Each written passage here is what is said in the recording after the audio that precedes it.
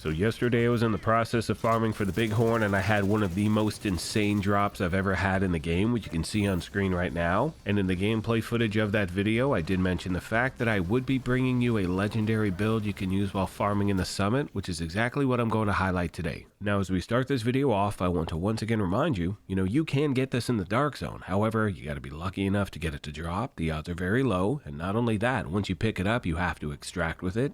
Things can get sideways very, very quickly when you're roaming in that area. However, when it comes to farming legendary, you do have a few options. You could hit up a stronghold in a group, or if you happen to be a solo player like myself, you can see what I'm doing on screen is farming in the summit on floor 10, and I will leave a video on how that method works in the video description. Now, as always, we're going to jump right into the build breakdown, and if you happen to enjoy this, do me a favor and hit that like button. It truly helps the channel out, and if you want to stay up to speed on all things Division, feel free to hit that subscribe or join button as well. Now, as always, we're going to jump right into it, starting with a specialization. You can see I'm using Technician, and I'm doing that for a few main reasons. First of all, you're going to get an extra 12% damage bonus to drone skill proxies and robotics, and you're going to find a ton of those when farming on Legendary. Secondly, you do have access to the Artificer Hive, and that is going to increase your shield efficiency and duration, and when you're playing as a solo player, when you have that holstered, you're going to see it work as well. Now, if you're in a group, you drop it on the ground, it's going to benefit your entire squad as long as they are in that radius. But again, when you're playing solo, you don't have to do a damn thing. You will see the benefits, and always remember, regardless of the specialization that you choose, have the proper weapons activated in your weapon skill tree. That way you're getting a 15% weapon damage bonus regardless of which one you're using.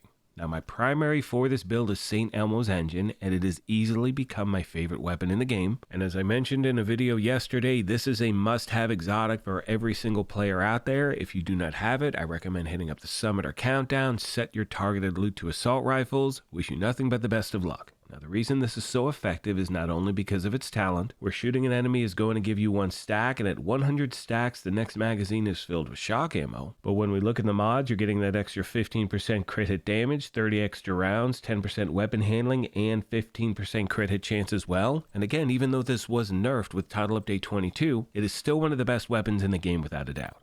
Now, moving on to the gear itself, you can see we're running 4 Foundry, 1 Overlord, and the Catharsis Mask, which you're looking at on screen right now. Now, in my opinion, once again, this is a must-have exotic, and I know for a lot of people out there, this happens to be a very rare drop for some reason. I don't know why. Some people get lucky, some people don't. This is in the general loot pool. You can get it from exotic caches as well, and that holds true for St. Elmo's. You do not need to farm on Legendary to get that AR or this mask. So again, I recommend farming Countdown, and in this case, you want to set your targeted loot to mask. And always remember, the other benefit about playing Countdown is that when you clear a Countdown run, you're going to earn Countdown resources. With those, you go to the Countdown vendor, and you can buy exotic caches there as well. Which is now going to take us to the body armor, and it is the first of 4 pieces of Foundry. Running 4 so we get all of the gear set bonuses. That's going to be 10% total armor, 1% armor regen, 50% shield health, and the talent is makeshift repairs. And with that talent, whenever you or your shield take damage, 25% of that amount is going to be repaired to both over 10 seconds. However, because we're using the body armor, that is going to increase that talent from 25% to 35%. That is a nice change, my fellow agents, and it will make a difference. It saved my ass 1,000 times over. Next, we have the holster, which is the second piece of Foundry, and one thing I'm trying to do in every single piece of gear is stack protection from elites and armor regen everywhere I can.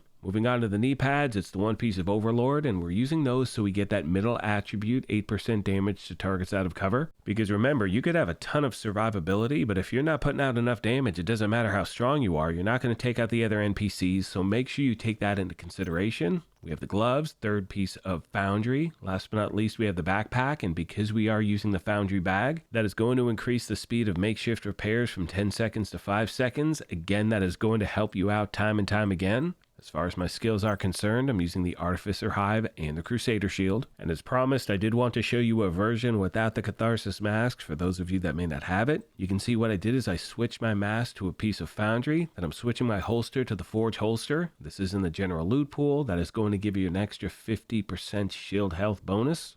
Hope this helped you out, my friends, and as always, questions or comments, please let me know. Now, as I start to wrap this up and leave you with some gameplay footage, I want to once again remind you that this is just a template. There are so many different ways to run with a build like this. Not only that, you don't have to have a perfect build. Like, this build is far from perfect. But again, if you are trying to get that quote-unquote perfect gear, you need to have a build you can farm with in the meantime, and hopefully this helps you out. On that note, I'm going to leave you with that gameplay footage. I want to thank you all for your incredible support of this channel. Please let me know of any other questions you have I did not address. Thank you once again for the privilege of your time, and as I mention at the end of every one of these, take care of yourselves, be kind to each other, and we'll talk to you soon. Thanks again, everyone.